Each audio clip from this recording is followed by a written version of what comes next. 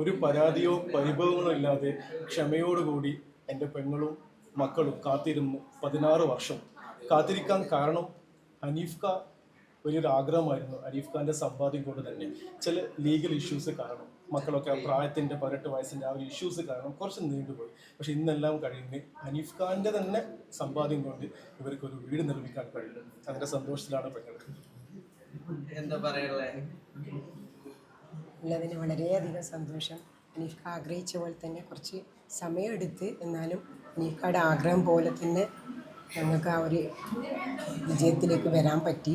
പിന്നെ ഹനീഫ് ഖാൻ ആഗ്രഹിച്ച പോലെ ആ ഒരു പേരും ഇവിടെ ഉപ്പാൻ്റെ പേര് പാപ്പച്ചിയുടെ പേരാണ്. ദിലീപേട്ടൻ രാവിലെ ഉണ്ടായിരുന്നു. ദിലീപേട്ടനെ കുറിച്ച് പറയുന്ന സമയത്ത് ഒരു സാമ്പത്തിക സഹായമാണെങ്കിലും നമുക്ക് എന്തെങ്കിലും കടം വിടാം. പക്ഷെ ദിലീപേട്ടൻ എന്ന് വെച്ചിട്ടുണ്ടെങ്കിൽ ഈ കുടുംബത്തോടൊപ്പം എല്ലാമായിരുന്നു. താങ്ങും തണലും കാവലും കരുതലുമായിരുന്നു.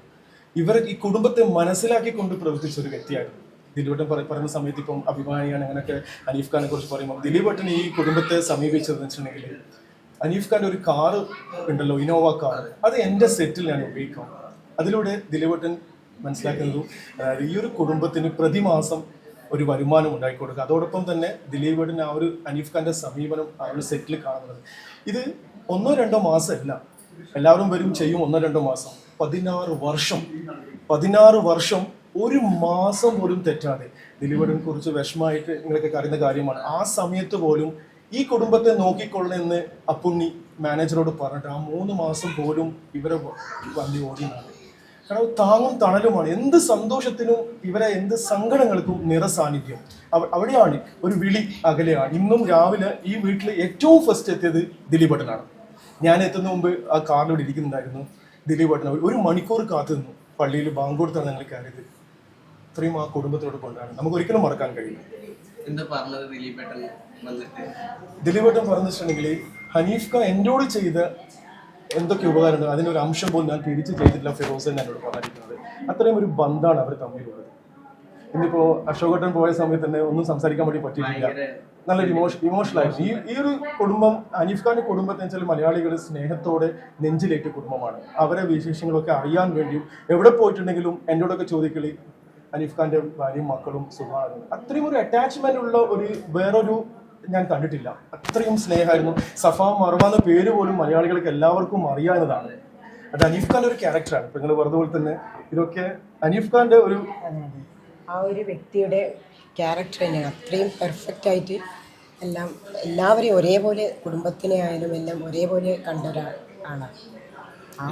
ഒരിക്കലും മലയാളികൾക്ക് മറക്കാൻ പറ്റാത്തൊരു കൂടിയാണ് തീർച്ചയായിട്ടും.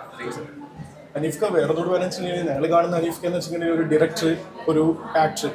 പക്ഷെ ഇന്ന് ദിലീപേട്ടനൊക്കെ പറഞ്ഞ കുറച്ച് കാര്യങ്ങളൊക്കെ മോർണിംഗ് ഉണ്ടായിരുന്നു. കാരണം ഇതിൻ്റെ പിന്നിൽ ബിഹൈൻഡ് ദ സ്ക്രീന് ഹനീഫ് ഖാൻ്റെ ഒരു ഇടപെടൽ, അതായത് എല്ലാ പ്രശ്നങ്ങൾക്കും ഒരു ഇടപെടൽ, അത് ശരിക്കും അതിൻ്റെ ഒരു അഭാവം ഇപ്പോൾ കാണിക്കുന്നുണ്ടെന്നാണ് ദിലീപേട്ടൻ ഇന്ന് രാവിലെ കൂടി പറഞ്ഞത്.